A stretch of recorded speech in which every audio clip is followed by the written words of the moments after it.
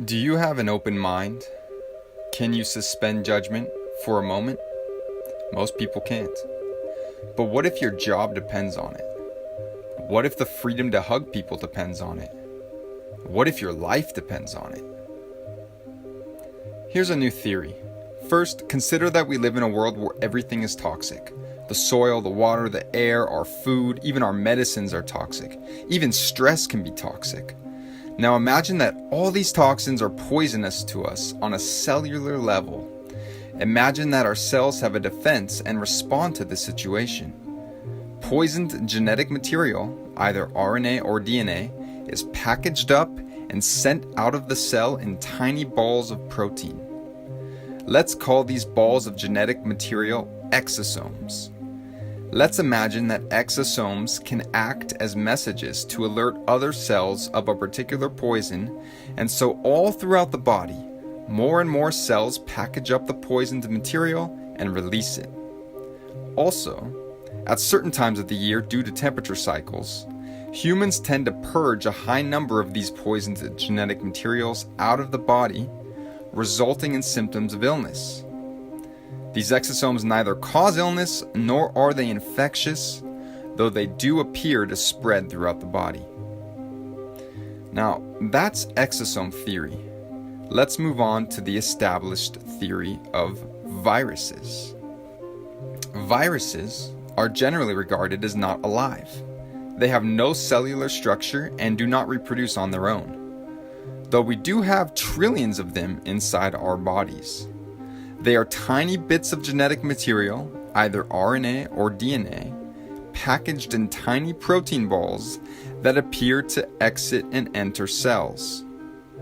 Sound familiar? We believe that some of these entities are infectious and pathogenic, transmitting amongst humans and reproducing inside our bodies, causing illness and death. So let's look at the situation for this coronavirus and compare what is happening to these two theories. Let's first consider the origin story of the coronavirus. A group of people had a respiratory illness unresolved by antibiotics, so medical officials began looking, of course, for a virus. What they eventually found under the electron microscope were small protein balls being excreted by the cell. Okay, first comparison. This would make sense in both exosome theory and virus theory. Then they searched for and found an RNA fragment that they had not seen before in some of these patients. This would make sense in both exosome theory and virus theory.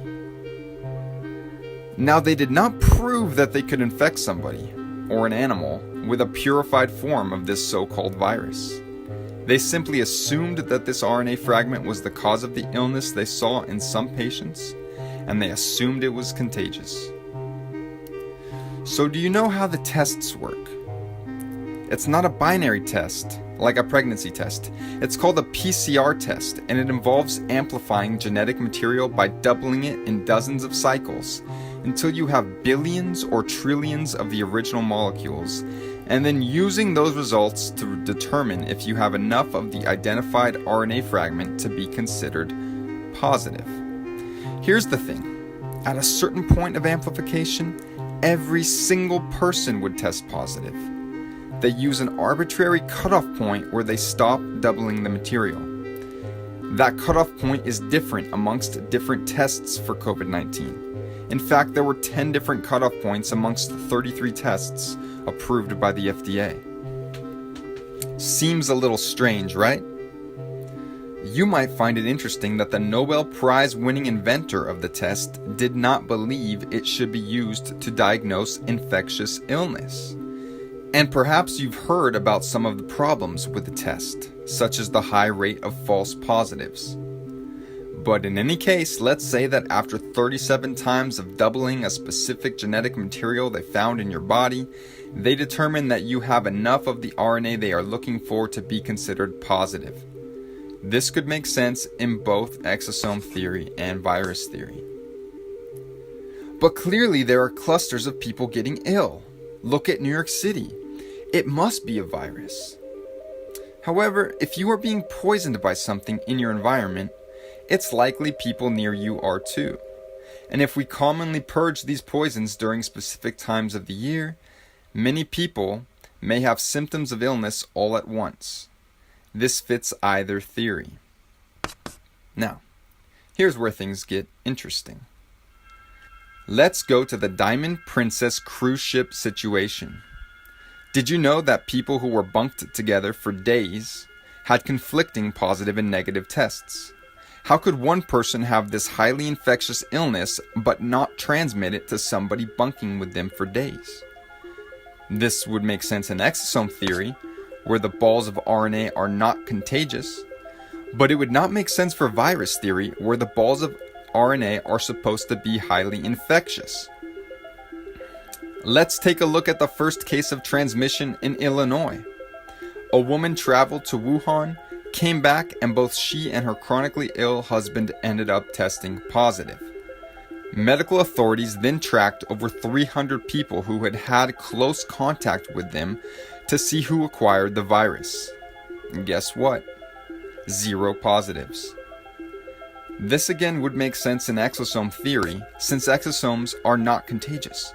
But it would not make sense for virus theory, where this is supposed to be an infectious virus. In fact, do you know that there are many documented cases all around the world of patients testing positive for this RNA fragment with no relevant travel history and no known possible contact with somebody who was infected? These were people in the middle of nowhere, early on in this whole crisis, who suddenly were testing positive. This would make sense, again, in exosome theory, where the RNA is being produced as an immune response within our cells. But it would not make sense for virus theory, where you are supposed to have had contact with somebody with the virus. What about the high levels of people testing positive who don't get sick? In fact, 80% of people testing positive are either asymptomatic or have slight cold symptoms. Why? This would make sense in exosome theory, since the RNA fragments are not the cause of the illness. But it would not make sense for virus theory, where this virus is supposed to cause the illness. Things get even stranger. Did you know that some people go from testing positive to testing negative to testing positive again in a matter of days? That would make sense for exosome theory, where perhaps the cells are simply releasing more or less of these exosomes depending on certain conditions. But it doesn't make sense in virus theory, where you are supposedly infected until you have rid yourself of the virus. So which of these theories seems more likely to you? What if you heard that there are virologists who believe that viruses are actually exosomes? What if I told you that doctors and other scientific experts also believe this? Ultimately, regardless of which theory you believe in at this point, the established infectious virus theory or the emerging theory of exosomes, how confident are you in the PCR test? Are you really interested in having your life hinge on the results you get from this potentially meaningless test? Do you want your loved ones tested? Do you want to be tested? Or shall we perhaps refuse the test?